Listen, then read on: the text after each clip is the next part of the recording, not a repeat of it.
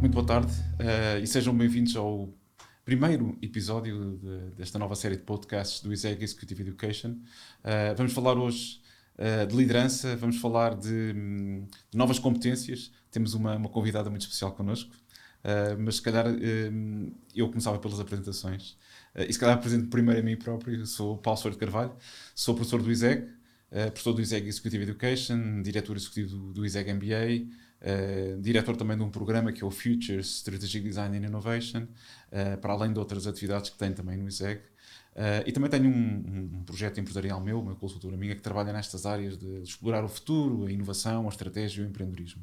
E connosco temos a Ana Rita Alemão, que temos vindo a trabalhar em conjunto, mas se calhar eu, ao invés de tentar apresentar-te a ti, ia-te pedir para te seres tu a apresentar. Tens trabalhado muito e bem neste redesenho que nós fizemos do ISEG MBA e noutros projetos, mas se calhar, Rita, podias-te apresentar rapidamente? Claro que sim, obrigada, Paulo, pelo convite.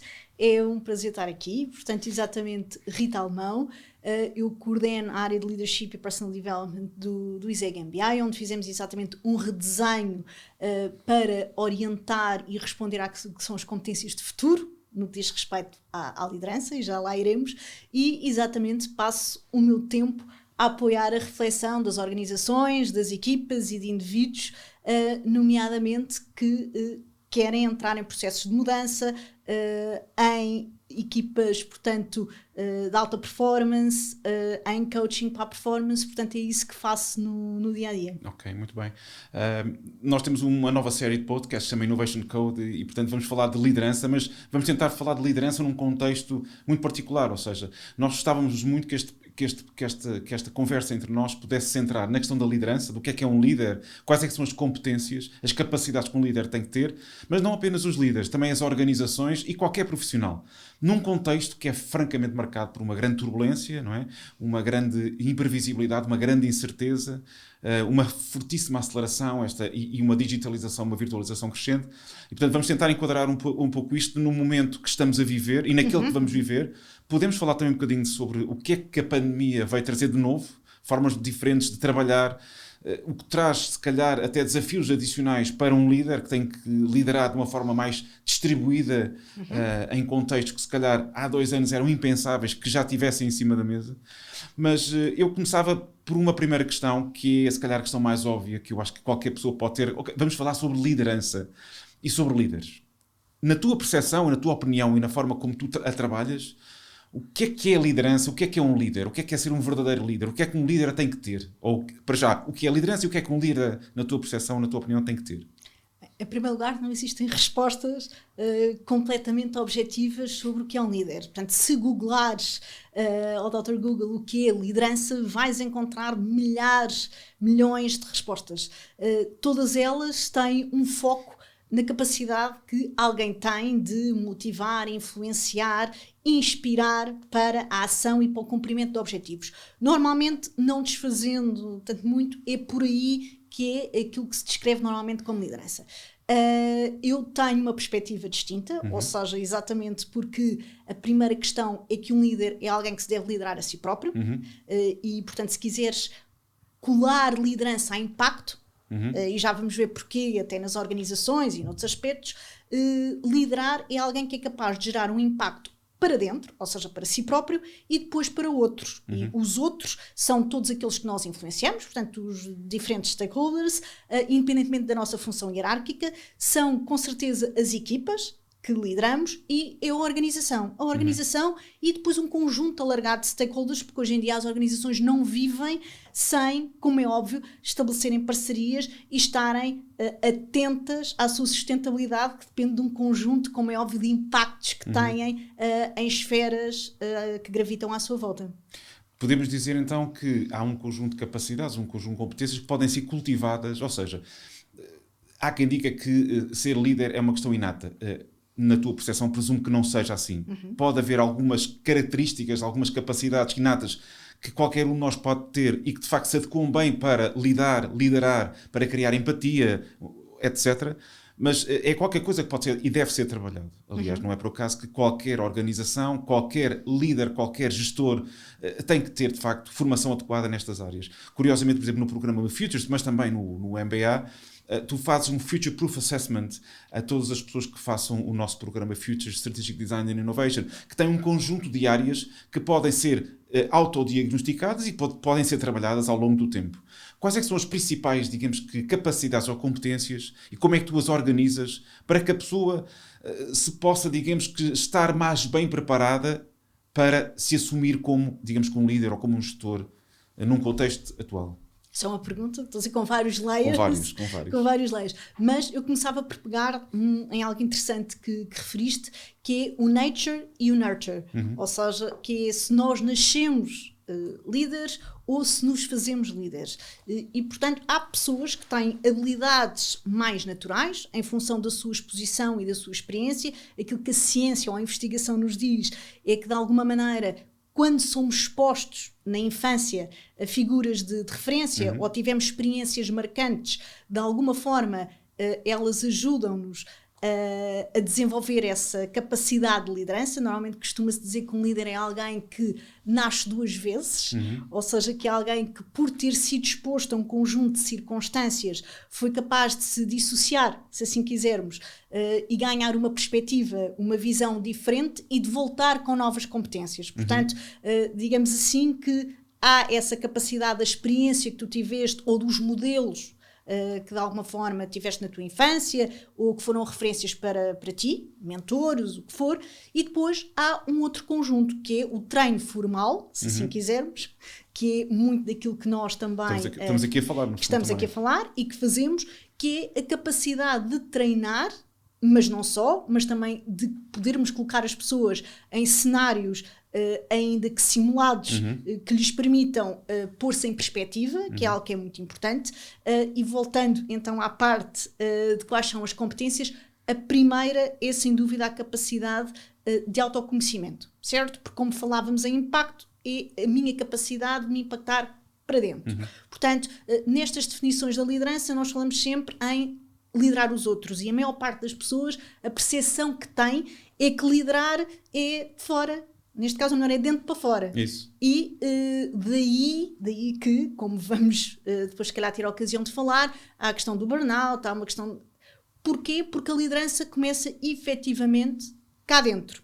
E na nossa capacidade de autoconhecimento, de autorregulação, e, portanto, essas são as competências que, em primeiro lugar, um líder tem que ter. Tem que se conhecer muito bem, tem que conhecer os seus pontos fortes, tem que conhecer as suas áreas de desenvolvimento ou pontos fracos, e não só em termos de hard skills, porque aquilo que estamos a falar é na capacidade que nós temos ou não de impactar pessoas. Exato. E, portanto, todo o mundo à nossa volta é feito de pessoas. Os nossos consumidores são pessoas, os nossos clientes são pessoas, os nossos colaboradores são pessoas, nós somos pessoas. E, portanto, temos que ter este human-centric approach, se assim quisermos, sim. Não é? Há o customer-centric approach, human-centric approach, para sermos capazes de não só olhar para nós e, com base naquilo que é idêntico e naquilo que é diferente, sermos capazes de gerar um impacto nos outros. Depois, como é óbvio... Deixa-me só interromper-te. Todas. Portanto, pegando um bocadinho, esta é uma área que, se calhar, como tu estavas a dizer, as pessoas não... Quando nós falamos em liderança, falamos em líderes, normalmente temos a tentação ou a tendência a falar de como é que nós exercemos qualquer tipo de influência, o que seja, sobre os outros. Na tua percepção e na tua experiência, a ideia das pessoas terem que se conhecer a si próprias e as ferramentas que hoje em dia existem começa a ser muito mais comum a pessoa saber que é fundamental conhecer-se a si própria. Hoje em dia existem ferramentas, até métodos que são relativamente mainstream hoje em dia, sei lá, meditação, mindfulness, a capacidade da pessoa saber que se tem que focalizar, a pessoa saber, por exemplo, como estavas há bocadinho a dizer, que em situação de stress, ou que está numa situação, ou lidar com a ansiedade, ou seja, ter um bocadinho de a resiliência emocional, parte sempre da capacidade que nós temos de nos conhecermos a nós próprios, coisa que muitas vezes, durante muito tempo, nós não tínhamos as ferramentas, os instrumentos e não estávamos habituados. Hoje em dia está muito mais disponível. É um pouco também sobre isto que essa primeira questão que tu estás a falar toca? Exatamente, é muito sobre isso, porque nós somos sem dúvida, ou seja, emoção, que é algo que vem do latim emotere, e que no fundo é energia e movimento. E, portanto, quando nós falamos da nossa capacidade de impactar os outros, tem a ver com a energia que tu passas, certo? E, portanto, nós conseguimos, de alguma forma, passar essa energia quanto mais autorregulados tivermos. E, portanto, para o fazermos, e sem dúvida os atletas, por exemplo, de alta competição, sabem desde há muito que em circunstâncias idênticas de técnica, aquilo que faz a diferença é a cabeça. Muitos deles, quando marcam golos, quando atingem resultados, apontam para aqui, porque é efetivamente a cabeça, que é a narrativa que nós temos e as histórias que contamos a nós próprios, que faz a diferença. Se nós somos capazes de seguir um ponto que perdemos e que era muito importante, de nos recentrarmos, de mantermos o foco, de compreendermos as áreas que controlamos, as áreas que não controlamos, percebermos, temos que ganhar distância crítica para sermos capazes de ter uma performance muito maior. Hoje em dia, e principalmente a pandemia também veio mostrar isso, há muita coisa que nós não controlamos e efetivamente temos que nos centrar no que controlamos. E o que tu controlas não é o que sentes, mas é o que tu pensas, neste caso, sobre aquilo que tu estás a sentir e o que é que fazes com isso. Portanto, vejamos, por exemplo, o Nelson Mandela, o Gandhi, grandes exemplos de líderes que exatamente tiveram aquilo que normalmente se chama o discernimento ou a capacidade de, nesta circunstância concreta, estamos num mundo em mudança, em constante mudança, como é que eu vou alinhar aquilo que eu sinto, aquilo que eu penso, para depois estar alinhado com aquilo que eu faço. E isto é onde a maior parte, diria eu, da liderança falha, porque 90% dos líderes estão concentrados nas mãos, ou seja, estão concentrados no que as pessoas fazem. Voltando à primeira definição de liderança, que é impulsionar, motivar, influenciar as pessoas para objetivos, para a realização dos objetivos. E, portanto, estão sempre centrados na realização. E é óbvio que nós estamos nas organizações, sejam elas quais forem, para atingirmos resultados. Agora, a forma como esses resultados são atingidos e se as pessoas que lá estão verdadeiramente envolvidas e alinhadas, parte da capacidade que o líder tem de se autorregular, da capacidade que o líder tem de liderar de dentro para fora, de que a sua energia seja uma energia impactante de dentro para fora. E quer dizer, este primeiro, digamos que, tópico que nós estamos aqui a abordar ainda é mais relevante, ainda mais premente no mundo que nós estamos a viver, que é um mundo de grande aceleração, grande mudança, grande turbulência, muita imprevisibilidade. Aquela ideia de que nós vamos ter que nos reinventar a ritmos que nunca no passado aconteceu, se calhar mais até os nossos filhos, nós também, mas quer dizer, é muito difícil as pessoas, à medida que o tempo avança e que a idade avança, serem capazes de se reinventarem, muitas vezes de uma forma completamente total ou de uma forma muito substancial, e as organizações também. Portanto, o tempo atual é ele próprio, este mundo em que nós vivemos é ele próprio, exige este tipo de capacidade de autoescopia para podermos reinventar esta quase que resiliência emocional. Não é? Eu acho que é muitíssimo importante.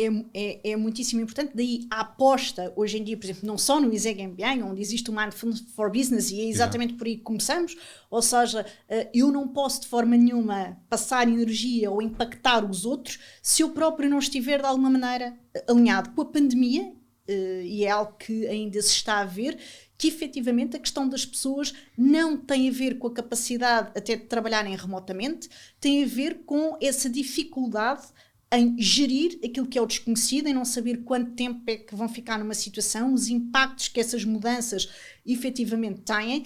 E há uma coisa interessante que é pressão não é stress.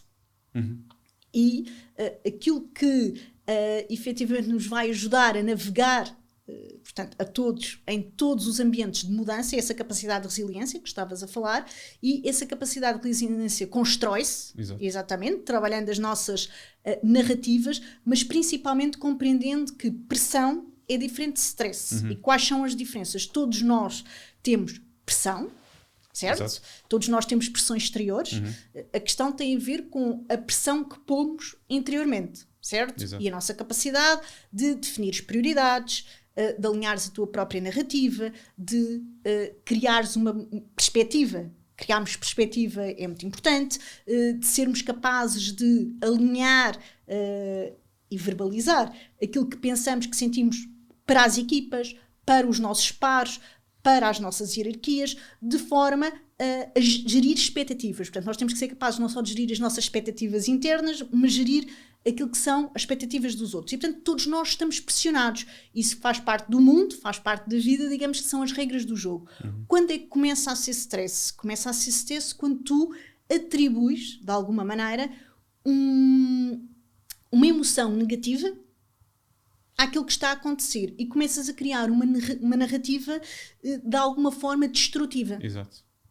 Isso então começa a ser stress. E esse stress começa-se a manifestar em incapacidade, em burnout, em insónias, portanto, começa a ter um conjunto de manifestações e eu deixo de ser capaz e começo-me a sentir de alguma forma sufocado porque a minha narrativa é que toda a pressão que vem é negativa. E, portanto, todos nós conseguiríamos produzir mais se não tivéssemos o chefe que temos. Todos nós conseguiríamos, de alguma forma, gerir melhor se não fosse aquele departamento ou aquele colega que está a montante ou a jusante. Conseguiríamos estar mais descansados se... E temos dificuldade em sair desse ciclo. Isso mesmo. Que não é nada virtuoso, não é? Que não é nada virtuoso. Exato. É um ciclo que não é virtuoso porque, em primeiro lugar, parte dele está fora da nossa zona de controle. Isso. Certo? Porque nós conseguimos controlar efetivamente como nos comportamos.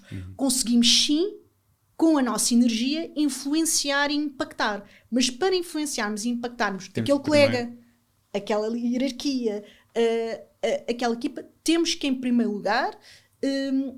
às vezes fazer o luto daquilo que gostávamos que fosse e que não vai ser. Exato. Essa é a primeira questão, é fazer o luto daquilo que nós gostávamos que fosse e que efetivamente não vai ser. E reconhecer as coisas tal como elas são e verificar onde é que nós podemos influenciar, impactar, otimizar aquela relação, aquele output, sempre dentro de uma vertente com distância crítica, porque ao não o fazermos e ao tomarmos tudo não só como pessoal, mas de alguma maneira como uma narrativa que não nos permite evoluir, porque às vezes as pessoas podem não estar... Está sempre duas soluções. Se não estamos satisfeitos, temos que desenhar uma saída, seja ela temporária, seja ela mais definitiva. Agora, aquilo que não nos podemos... imiscuir, digamos assim, é de o fazer. E as pessoas têm uma tendência atualmente para, não todas, e por isso daí o investimento, e cada vez mais pessoas o estão a fazer e estão a investir, porque acho que estão a perceber que há muita coisa que às vezes sai fora da nossa zona de controle, basta ver esta questão atualmente da pandemia, e que há coisas, os tais cisnes negros que de repente aparecem e que fazem tudo evoluir muito mais rapidamente. E, portanto, nós só podemos controlar a nossa resposta. E isso é importantíssimo em termos de mindset. Portanto, quando falamos em liderança, falamos em impacto e falamos num impacto dentro para fora que está associado ao teu mindset. Exato. E à tua energia e essa capacidade que podes ter muitas competências associadas à comunicação, à influência, o gerir equipas, há um conjunto depois delas. Deixa-me só então passar para essa... Quando nós saímos de nós próprios e começamos a criar ou ter algo, a tentarmos criar um impacto positivo nos outros, uma das coisas mais importantes, não apenas na questão da liderança, mas, por exemplo, na questão do design thinking, tudo o que tem a ver com as novas ferramentas, as novas abordagens do marketing ou da estratégia de inovação, que é a questão da empatia. Ou seja, sermos capazes de nos colocarmos na pele dos outros, na posição dos outros. Seja, e por isso esta questão que hoje em dia nós falamos muito, que é da human centricity, user centricity, customer centricity. Quando nós somos capazes de fazer isto, isto implica que também tenhamos ou sejamos capazes de cultivar um conjunto de competências, nós às vezes chamamos de soft skills. Como é que quais é que são aqui este conjunto de competências que são fundamentais e como é que elas devem ser trabalhadas, como é que elas podem ser cultivadas e o que é que nós podemos fazer para, de alguma maneira, desenvolvê-las, não é? certo? Dentro do âmbito do podcast há de ser difícil resumir tudo, mas vou tentar. Mas estas são competências que as pessoas falam muito, não é? Quer certo. dizer, soft skills, aquela coisa... Para mim não existem soft skills, são as então, verdadeiramente hard, okay. certo? Sim. Porque as soft skills não têm nada de soft, porque implicam nós trabalharmos com a matéria que é mais difícil, que é, em primeiro lugar, nós próprios. Exato. E depois os outros. E, portanto, todas as relações interpessoais são por si complexas, exatamente. Para não dizer complicadas. O nosso objetivo é que elas não sejam complicadas, mas são por si complexas. Porque todos nós... Porque nós somos complexos. Nós somos complexos. Nós somos extremamente complexos. E a primeira parte da empatia, algo que estavas a referir, quando se faz dentro dos processos de design thinking, portanto, a questão do empathize, algo que é muito importante, e é igualmente aqui na liderança, é nós empatizarmos com o outro na medida em que calçamos os sapatos dele, mas sentimos aquilo que ele sente e aquilo que ele pensa. E não aquilo que nós pensamos, ou pensaríamos, ou sentiríamos naquela situação. E essa é a primeira grande questão. É que nós, quando fazemos esta passagem, em primeiro lugar, de nós para o outro, é estarmos verdadeiramente abertos e dispostos a liderar, neste caso, para o impacto, percebendo que o outro é uma realidade diferente de nós e que a forma como ele vai reagir a determinadas circunstâncias é também diferente. Portanto, nós temos que, em primeiro lugar, empatizar com a realidade do outro e a forma como ele, dentro da sua envolvente, das suas competências, da sua experiência, vai lidar ou conseguirá lidar, e não como nós lidaríamos. Exato. Essa é a primeira questão. Portanto, a segunda questão tem a ver com que competências. E essas competências primeiro é comunicação.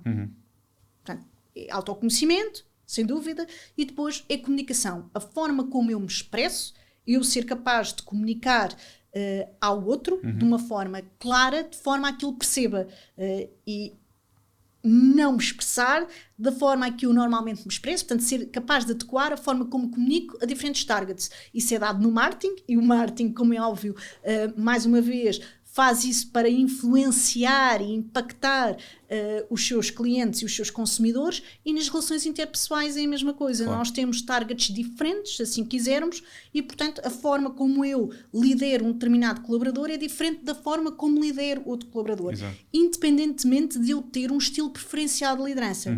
Todos nós temos características em que temos estilos preferenciais de liderança. Aquilo que temos que reconhecer é que esses estilos funcionam às vezes melhor em determinadas circunstâncias e com determinadas pessoas, claro, e não tanto noutras.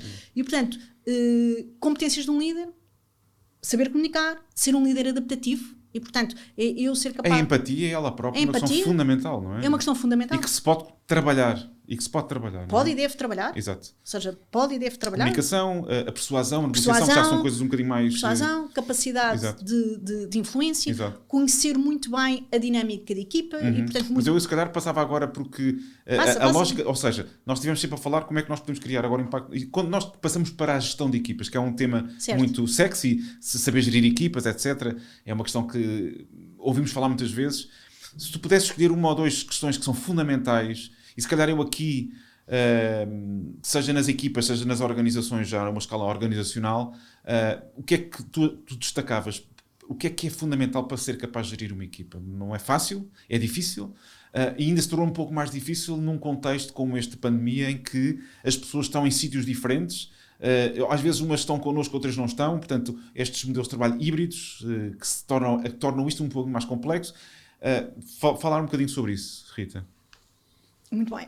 Portanto, nós, e recontando a história, partindo eu e depois para os outros, quando tu chegas à equipa, e portanto a equipas ou grupos, tu tens que ser no fundo um coach e um facilitador. Isto é um bocadinho como criar o balneário. E para criar o balneário não só tens que conhecer quais são as capacidades e as posições técnicas de cada um dos elementos da tua equipa, quais são os pontos fortes, como é que vais tirar o melhor partido de cada uma das competências técnicas, mas também das emocionais. Ou seja, tens que investir em conhecer emocionalmente cada um dos teus colaboradores. Claro. Para conseguires criar a tal energia contagiante e positiva de balneário. E, portanto, ao gerir equipas, este é um dos aspectos, em não conhecerem só aquilo que cada um dá tecnicamente, mas conhecerem como é que cada pessoa pensa e sente, isso é crucial. E, portanto, com a pandemia, e é algo que eu tenho vindo a trabalhar muito, é exatamente, eu acho que a pandemia foi excelente nesse aspecto, trouxe pontos muito positivos, na medida em que permitiu às pessoas e aos líderes, em particular, criarem formas inovadoras para compreender, ainda que remotamente, como é que as pessoas pensam, o que é que as pessoas verdadeiramente sentem e isso depois ter impacto na forma como as pessoas fazem. E, efetivamente, aquilo que referiram é ter tempo. Ter tempo. Porque muitas vezes nós estamos no piloto automático, todos nós, aliás, 99%, digamos assim, do nosso tempo nós passamos em piloto automático. Sim. E essa é a parte também interessante de gerir equipas, que é pensar, será que a nossa equipa está a fazer o que deve fazer? Está centrada naquilo que deve estar? O que é que ela deve... Mas também tornou tudo muito mais exigente e muito mais, um pouco mais transparente, porque a ideia é que nós não tivemos aqui a falar nada, não é? Que é comando e controle, as questões mais burocráticas, tudo o que é mecânico, não funciona bem neste mundo descentralizado, neste mundo híbrido do Covid. De forma nenhuma. O que significa que os próprios líderes têm que assumir um conjunto de atitudes, capacidades, competências, ferramentas, certo. Que se calhar... Eu ia pegar nela, que é, nós falámos da empatia, falámos da comunicação, falámos do autoconhecimento, o dar e o receber feedback são cruciais. Claro. Podem estar dentro da comunicação ou não, mas o dar e receber feedback são cruciais, por exemplo, para o desenvolvimento de uma equipa, para fazer o coaching dos indivíduos, e o command control, esse acabou. Um líder efetivamente tem que saber fazer o que dá direção, certo? Ou seja, nós precisamos quase, é como no storytelling, não é?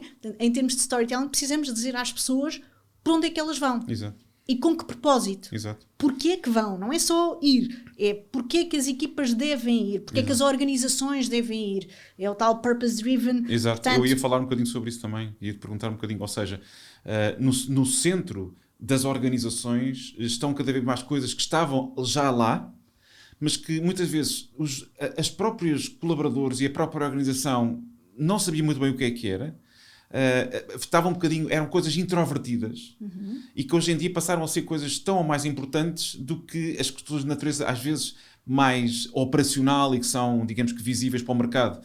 Uma delas é a ideia de qual é que é a visão que a organização tem para o futuro, qual é que é o seu propósito.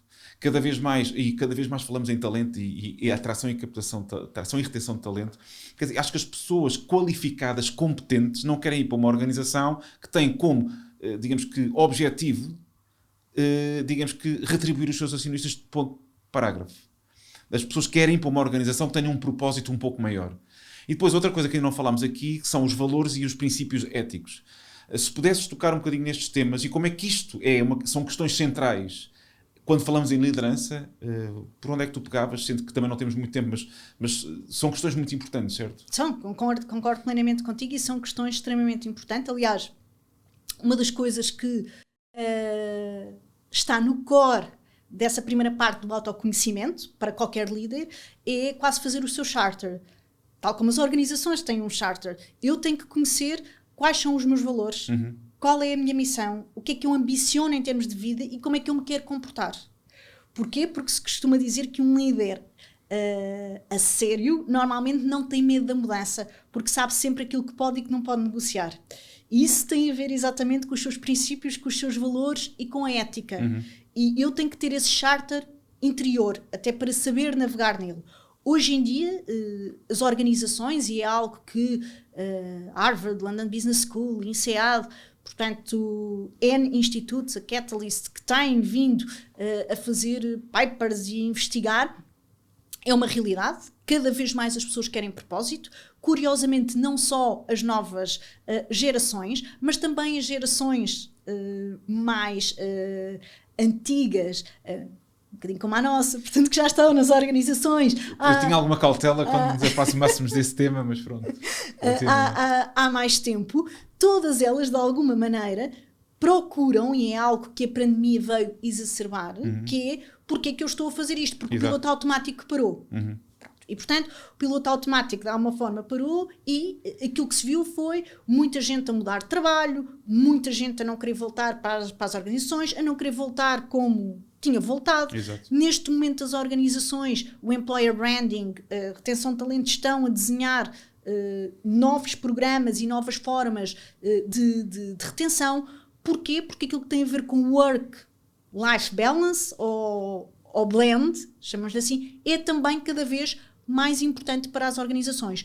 Tu referias um ponto que é crucial, é que tal como dentro de nós, certo? Dentro do nosso core, estão os nossos valores, as nossas crenças, correto? Sem dúvida. E aquilo que nós achamos que deve ser a nossa missão para a nossa vida, nas organizações é a mesma coisa. Portanto, o propósito passou a ser algo que está no core da organização, que é a organização existe com um determinado propósito, e esse propósito vai muito mais além, como é óbvio, de retribuir os seus acionistas, tem muito mais a ver, sim senhor, eu tenho que retribuir os acionistas e tenho que garantir a sustentabilidade económica para o futuro, mas importa tanto garantir a sustentabilidade económica como a forma como eu o faço. Exato. E a forma como eu o faço é, estou a contribuir para que as pessoas que aqui trabalham se sintam realizadas, sejam a melhor versão de si próprios e entreguem valor, ponto de interrogação. Estou a contribuir para que os meus fornecedores, por exemplo, queiram também trabalhar comigo, pagando horas. Hoje em dia, voltamos à questão da ética, que é se eu estou a fazer recorrendo a trabalho infantil ou não trabalho infantil, se para a sociedade, no fundo, devolvo aquilo que recebi e estou a investir na responsabilidade social corporativa. Portanto, são áreas de muitíssimo crescimento nas organizações que, no fundo, espelham aquilo que são as preocupações, não só das novas gerações, mas desta vaga mais centrada, que não se pretende que seja egocêntrica, mas sim human-centric, mais centrada na sustentabilidade também de todos nós, enquanto pessoas. Nós, por exemplo, no Futures, de uma forma, obviamente, o Futures o Futures Strategic Design and Innovation é um programa curto, portanto são 30 e tal horas, são 4 dias e qualquer coisa. Tu fazes este Future Proof Assessment. Aquilo que os participantes do programa têm a possibilidade de fazer é um pouco utilizar um framework onde, de alguma maneira, podem fazer quase como uma autoscopia, ou pelo menos terem uma avaliação, uma análise da forma como eles próprios se posicionam em torno de um conjunto de tópicos, de temas ou de áreas que cobrem um bocadinho a conversa que nós tivemos aqui, não é? Exatamente, e que de alguma forma têm 3 grandes eixos, se assim quiseres. Um tem a ver com a autenticidade, como não poderia deixar de ser. O outro tem a ver com a adaptatividade e o outro tem a ver com a agilidade. E, portanto, se nós quisermos de alguma maneira resumir, e este resumo, como é óbvio, é extremamente sintético, um líder ele tem que ser autêntico, e autêntico tem a ver com essa questão de eu conhecer os meus próprios valores, de conhecer se eles estão ou não alinhados com a organização, de ter princípios éticos, de conhecer a minha missão, portanto, tem a ver com o meu core e de eu ser capaz de influenciar dentro para fora, como é que eu faço o empowerment, como é que eu desenvolvo os outros, como é que eu faço o coaching. Portanto, esta é a parte, se eu faço de uma forma autêntica.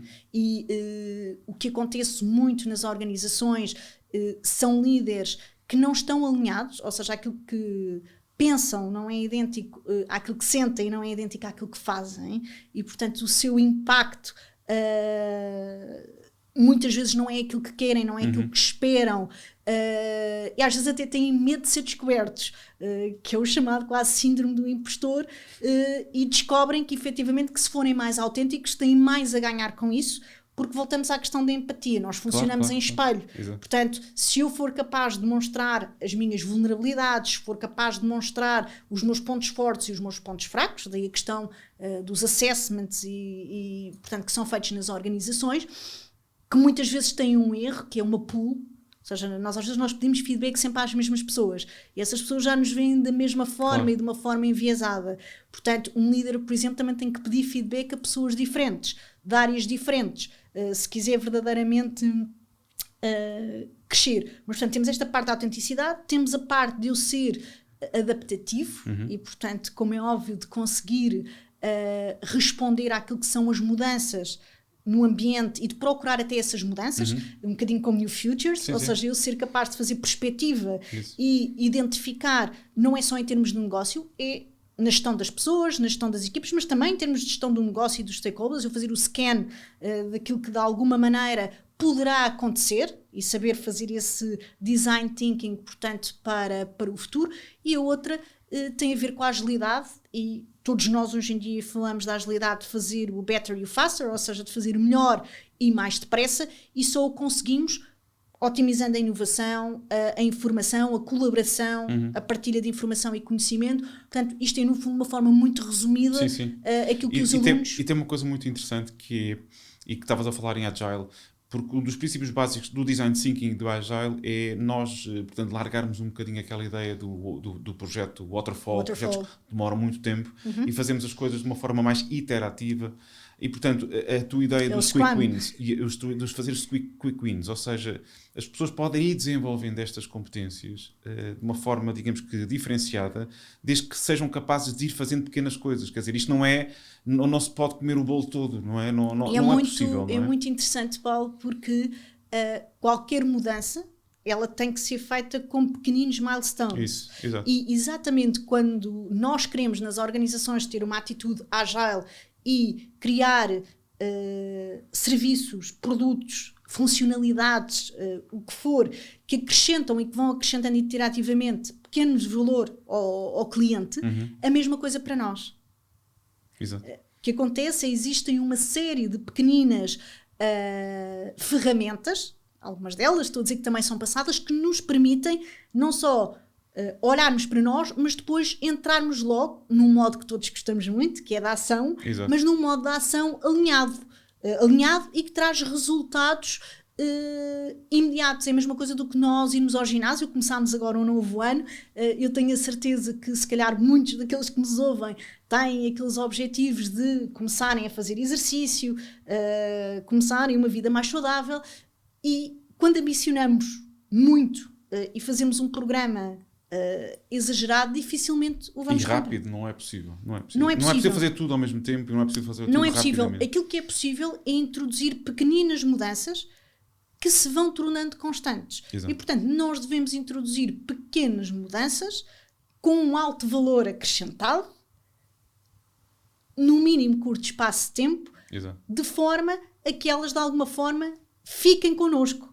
Na verdade, este pequeno assessment que as pessoas fazem, neste caso no Future, serve também um bocadinho como uma agenda para que as pessoas possam depois ir trabalhando pequenas coisas, Exatamente. ir melhorando, Exatamente. ir monitorizando e terem uma noção um bocadinho daquilo que é não só do que é que elas são, mas daquilo que eventualmente se poderão vir a transformar no futuro, se quiserem de facto assumir funções de liderança ou de gestão de pessoas ou de equipas ou ter responsabilidades em organizações.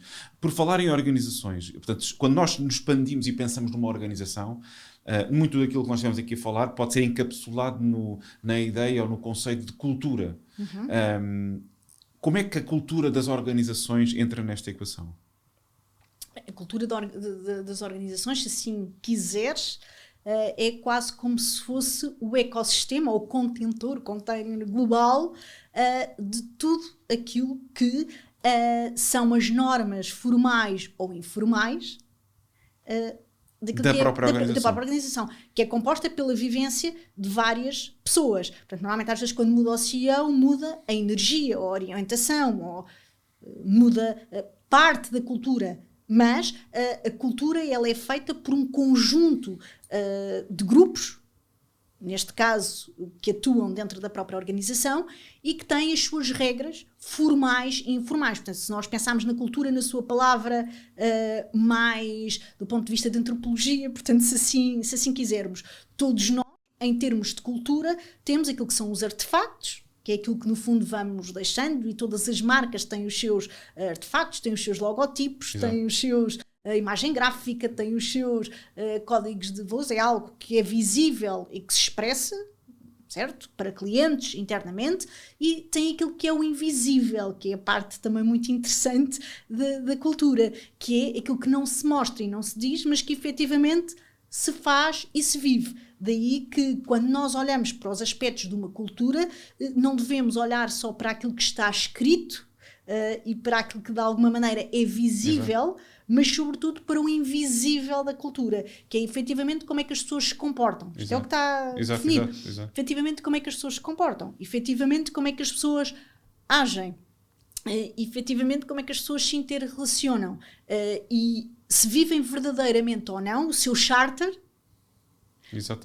E se vivem a sua cultura. Isso é algo que é muito importante, é um trabalho também muito engraçado de fazer e que eu faço de forma muito gratificante com as organizações, que é alinhar aquilo que eu enquanto organização digo e quero, e depois aquilo que efetivamente é apreendido não só pelas pessoas, mas como é que é vivido. Exato. Muito bem, Rita, o tempo está a terminar. Certo. Eu tinha aqui montes de perguntas para te fazer, acho que a conversa podia continuar. Eu teria todo o prazer em responder. Mas fica esta nota de que, de facto, ao estarmos a viver num contexto muito exigente, muito previsível, com muitas interrogações sobre o futuro, etc., eu acho que também é importante as pessoas saberem que existem capacidades, competências que podem ser desenvolvidas, que podem ser trabalhadas, que nos podem ajudar a nós enquanto organizações, enquanto líderes ou enquanto pessoas, e que tudo isto é possível de ser alvo de desenvolvimento e de melhoramentos contínuos. Eu acho que isso certo, é e materializado de uma forma também simples e acionável, e não teórica. Exato. Não teórica e exatamente adaptada à realidade de cada indivíduo. Exato. Não, porque as pessoas às vezes pensam em liderança em coisas que são ou demasiado teóricas, ou coisas que às vezes as pessoas nem conseguem sequer captar. Porque não se adequam à sua exatamente. realidade. E portanto, esta ideia de que existe esta questão de haver frameworks, de haver assessments hoje em dia, que as pessoas podem utilizar para se conhecerem a si próprias, para desenvolverem as suas competências, para ter quase... para ser um ponto de partida. Exato, um guideline, um guião para depois poderem ir trabalhando. Eu acho que isso são boas notícias. Acho que as pessoas podem, de facto, encarar com otimismo e com uma forma positiva o desenvolvimento de coisas que, se calhar, há 10 ou 15 anos atrás eram um bocadinho esotéricas, ou que as pessoas nem sabiam muito bem por onde é que poderiam começar, onde é que poderiam desenvolvê-las. A palavra liderança estava também muito associada ao que é hierárquico. Hoje em dia, as organizações, portanto, são cada vez mais flat, existe, portanto, uma liderança cada vez mais distribuída e, portanto, todos são chamados a ser líderes. Em primeiro lugar, como é óbvio, de si próprios, mas depois a influenciar e impactar, ainda que não tenham uma liderança direta e formal ou hierárquica, todos os seus pares, todos os seus colaboradores. Portanto, esta questão também de quem é líder e de quem é liderado tem vindo a mudar, e há inclusive organizações que já têm programas extremamente interessantes do inverse, neste caso mentoring ou inverse coaching, em que põem equipas a liderar, a fazer coaching aos CEOs, exato, a fazer mentoring aos CEOs, exatamente porque todos nós precisamos de aprender uns com os outros e nos impactar uns aos outros para, em conjunto, fazermos crescer as organizações e crescermos enquanto pessoas. Não falámos de coaching nem de mentoring. No ISEG MBA, nós depois, a Rita, tu fazes um conjunto de sessões de coaching com os alunos para irem trabalhando, e a verdade a nossa ideia, a ambição é que eles possam sair do nosso MBA com uma assinatura enquanto líderes e com uma visão sobre o que é que querem e o que é que podem ser no futuro. Rita, mais uma vez, muito obrigado. Obrigada eu pelo convite. Foi um prazer estar neste primeiro podcast do ISEG Executive Education, tem este nome Innovation Code, e esperamos que tenham gostado e que possam estar connosco nos próximos episódios. Muito obrigado.